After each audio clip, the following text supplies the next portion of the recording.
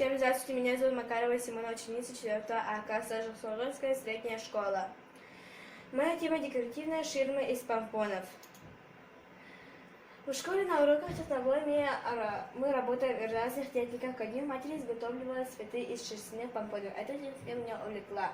Она несложная, а изделие получается оригинальным и уютным. Я захотела продолжить работу в этой технике и изготовить оригинальное, красивое и полезное в виду изделие. Помпон является очень популярным элементом декора не только одежды, но и интерьера. Сейчас дизайнеры используют помпоны для украшения головных уборов, верхней одежды, обуви, сумочек, перчаток и множество других предметов. Моя цель – разработать и изготовить оригинальные изделия из помпонов для украшения интерьера дома. Задача – познакомиться с теоретическими материалами по теме, изучить и подобрать материалы и инструменты работы. Разработать план и схему изделия по теме проекта, изготовить изделия. Историческая справка. Помпон. Французский помпе – великолепное торжественность, по-английски помпон, помпом. Шарообразное украшение из ниток. Помпоны могут быть разных размеров и цветов, а также могут быть сделаны из различных материалов: хлопка, шерсти, бумаги и других. Помпон на берете являлся важным элементом военной формы. В наше время помпон является очень популярным элементом декора не только одежды, но и интерьера. Сейчас дизайнеры используют помпоны для украшения головных уборов, верхней одежды, обуви, сумочек, перчаток и множество других предметов. Интересно то, что помпон приобрел большую популярность в наше время, а гораздо раньше. Использованы инструменты: пряжа, полотняная нитка для основы для пришивания помпонов, ножницы для разрезания ниток, картон и полотняная ткань для изготовления шаблона. Технология изготовления изделия. Способ номер 1. Взять столовую вилку и обмотать нитками.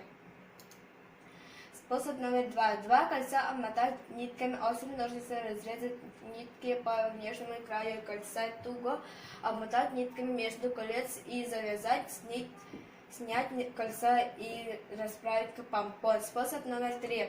Взять стул, обмотать ножки веревочкой и обмотать вот такими вот кружочками. Получится много вот таких вот помпонов. Выбор лучшей идеи. Посмотрев журналы и книги, а также сайты интернета по декору, интерьеру и рукоделию, я подобрала наиболее интересные для меня варианты изделий из помпонов.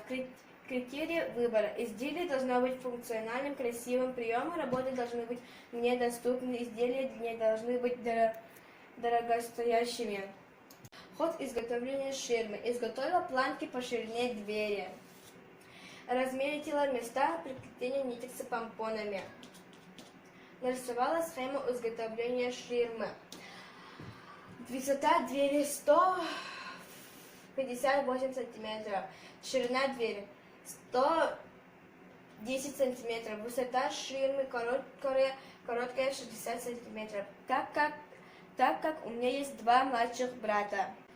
Я сделала вот такие вот красивые, у меня получилась вот такая вот красивая ширма. С работой я справилась, осталась довольна результатом. Изготовленное мной изделие получилось оригинальным. Моя ширма – это отличная идея для межкомнатной двери. Такое декоративное изделие радует взгляд и создает хорошее настроение и уют в доме. Так как у меня осталось немного помпонов, я сделала вот такие вот заколки для волос и вот такой вот браслет.